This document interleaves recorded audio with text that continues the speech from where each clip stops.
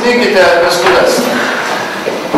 Nu vėl, visi tas vestuvės peržiūri. Nu neaišku, ar jisai vedė ar nevedė. Ar yra atvažiavęs ar nėra atvažiavęs. Taip, tai yra paslaugos, kurios reikalingos.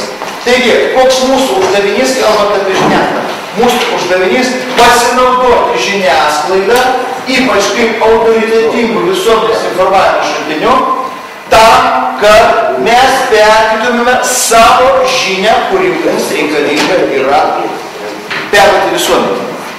Ne kaip paskalų nešiotoja, ne kaip vyriausybės gynėja, o būtent kaip autoritetingas šaltinis. Nors vėlgi, jeigu pasižiūrėsite į žiniasklaidos reitingus, jeigu prieš kokius metus 4, kai tik pradėjo publikuoti mūsų ir mūsų reitingus, aš turiu meni Lietuvos reitingas, taip mes po pirmieji visą laiką esame pas pirmieji. Tai paprastai antra būdavo arba bažnyčia, arba žiniasklaida, jie tarpusai važydavosi, dabar žiniasklaida turi štai 5-6 vietą. Būtent dėl tų skandalų, kurie neturi.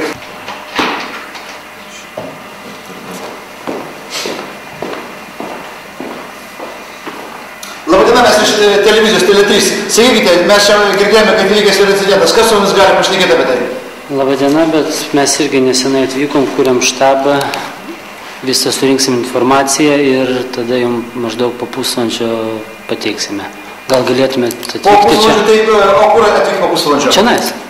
Čianais, o sakykite, mes galime tenais nueiti pasižiūrėti arčiau? Ne. O iki kurios vietos mes galime nueiti? Kur yra saugu? Yra aptverta zona, iki aptverimo gali atvaikščioti, kur aptverta jau. O sakykite, yra aišku, kokia medžiaga įsiliejusi?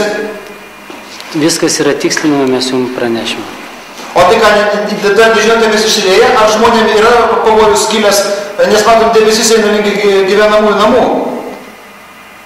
Ar galim pranešti žmonėms, kad kažkas negerai? Ne, viskas yra kontroliuojama padėtis, mes tikrai po pusės valandos jums pranešime. Bet žiūrėkite, tenais žolė beveik tokia raudona tapo, debesis eina, ar čionais taip turi būti? To tikrai nėra. Kaip tai nėra, nes patys mes turim nufilmavę, tai jūs numeluojate.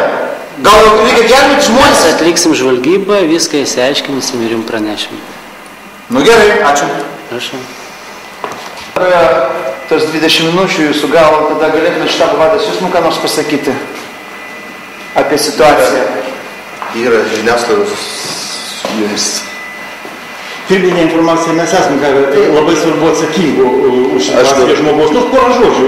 Aš dabar negaliu atitrūkti nuo darbo. Aš esu paskirtas šiuo metu, suteiksiu informaciją, kokią jūs norėjote. Tai dabar sakykite, kas vis dėlto atsitiko, kokia čia medžiaga yra išsiliejusi?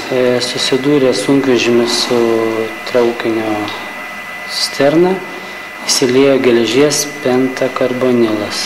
O čia yra pavojinga medžiaga? Pavojinga medžiaga. Kuo jinai pavojinga yra? Šiuo metu yra...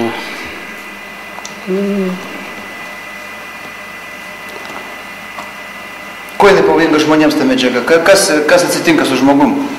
Nuodinga yra. Šiuo metu evakuojami gyventojai yra.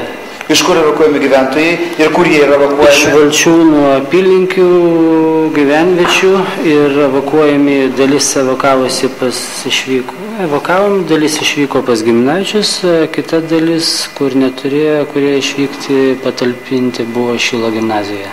O sakykite, jūs kuo evakavote žmonės, jie pėsčiomis ėjo? Savivaldybės buvo pasitelkti autobusai. O sakykite, kaip ilgai jie negalės grįžti į namus ir iš viso jie galės grįžti į namus? Ar čia medžiaga tokia, kuri, sakysime, kaip buvo pamenate Vengrijoje situacija su aliuminio gamykla? Čia tokia pati bus situacija? Tikrai ne. Tai žmonės galės grįžti į savo vietas. Mes pranešime per žiniasklaidą, per... O ar didelis kiekis yra išsiliejęs dabar medžiagos?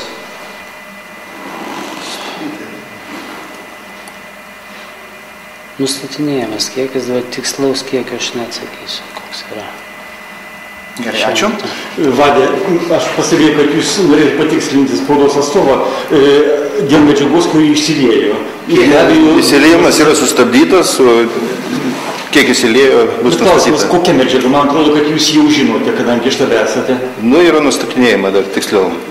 Negalite vardinti tiksliai, kokia tai medžiaga? Medžiaga įvardina prieš tai, žiniasklaida. O tai jūs ką negalit man pasakyti? Galim. Tai kokia medžiaga tai? Kaip jinai vadinasi? Yra Kaip jinai vadinasi? Geležies pentakarbonidas. O ką jinai daro žmogui? Kas atsitinka su žmogumi? Poveikis yra blogas žmogui. Ką reiškia blogas? Geriau evakuoti į saugią vietą. Bet kas atsitinka su žmogumi, kai Yra garai, bet jie yra sunkesni už orą, yra nusodina medų, tie garai vandeniu. O žmogui yra neįsveikata, kaip sakant. Bet mirtinas įkvėpimas ar nemirtinas? Ne, nemirtinas. O tai kada bus mirtis po kelinto įkvėpimo? Nebus mirtina, nes evakuojami žmonės, sakim. Tai jūs sakėte, kad mirtis, aš dabar nediskutuoju. Nemirtinas. Aš truputį nesuprantu, ką jūs dabar sakėte. Tai yra, kad pavojinga, kad mirtina ir dabar jau nebemirtina. Tai čia kas yra? Kokia informacija yra teisinga? Ką pranešti mūsų klausytojams ir mūsų žiūrovams? Atsiprašau, mes dar vėliau patikslinsim informaciją ir pranešim. Po kiek laiko? Kada mes galime tikėtis? Po 20 minučių. Dar 20 minučių. Taip. Gerai, ačiū. Labadiena. Mes atėjome, kadangi praėjo laikas, kurį jūs mums sakėte. Labadiena.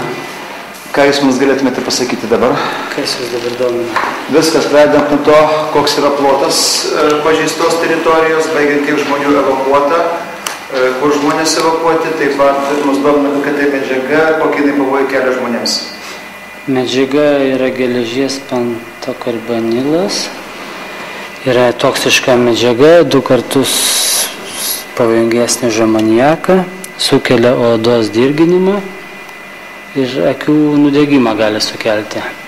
Šiuo metu yra nukentėjusių 20 gyventojų, jie išvežti gydymo įstaigas yra, evakuota iš viso yra 500 gyventojų,